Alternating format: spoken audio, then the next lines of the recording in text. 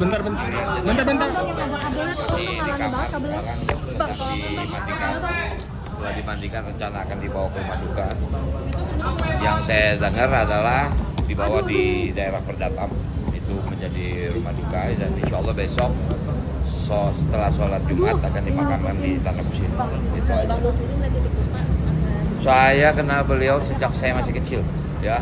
Waktu itu saya pernah bermain film judul Rio Anakku. Beliau menjadi nenek, dan ya saya kenal beliau lah. Siapa yang gak kenal Tante Titi sebagai penyanyi yang luar biasa, sebagai pencipta lagu luar biasa. Dan terakhir saya ketemu beliau kemarin pada waktu tanggal 9 Maret kalau saya nggak salah. Itu hari musik nasional.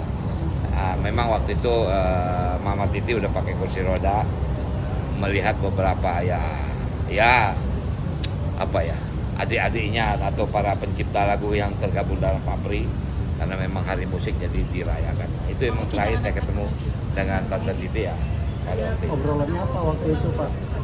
Saya lihat sih oke, normal ya, nggak ya. Saya jujur waktu saya dengar beliau masuk rumah sakit, apalagi saya nggak tahu betul atau tidak ada pecah pembuluh, saya nggak lihat tanda-tanda pada waktu terakhir saya ketemu. Walaupun memang beliau sudah di kursi roda waktu itu, diantar Mbak Betty, makan biasa, normal biasa, tapi memang nggak lama ya. Mungkin acaranya saya juga kebetulan juga nggak lama, jam 7 malam beliau pulang. Tapi artinya ya mungkin yang saya paham beliau umur kan 80 kan, tapi tanda sakit nggak kelihatan. Makanya waktu saya mendengar berita bahwa beliau masuk ICU karena ada pembuluh darah di otak pecah, saya agak terkejut juga, karena waktu itu terakhir saya nggak melihat ada tanda-tanda itu. Wow, beliau ini ya tentu saja kalau namanya Benyamin mungkin beliau lebih di atas lagi kan.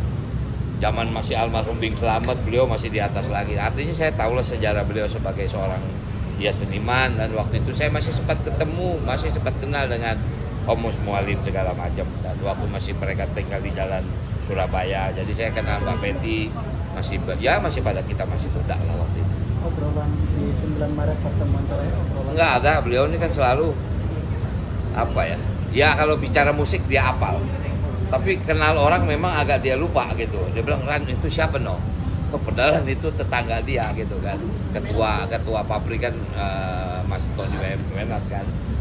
Dia lupa sementara, dia dulu kecilnya di rumah saya di Bandel katanya. Orang seperti itu. Tapi memang Mama Titi ini orangnya ceria ya. Humble sekali.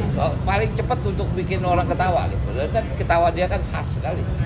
Udah kalau ngakak-ngakak ya udah tidak Puspa. Yang pasti kita semua kehilangan, tapi ya kita harus ikhlas. Usia tidak bisa kita tutupi. 80 tahun beliau lebih kan, nah, itu yang udah yang terbaik lah buat beliau. Mudah-mudahan husnul khotimah, itu aja ya.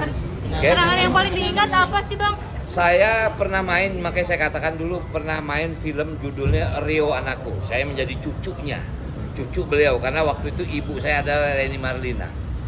Kenapa saya terkesan film itu? Itu film yang membuat saya menjadi the best performance by child atau Festival Film Asia Pasifik. Saya pemain anak-anak terbaik waktu itu, tahun 74. Itu yang nggak bisa saya lupa. Oke ya.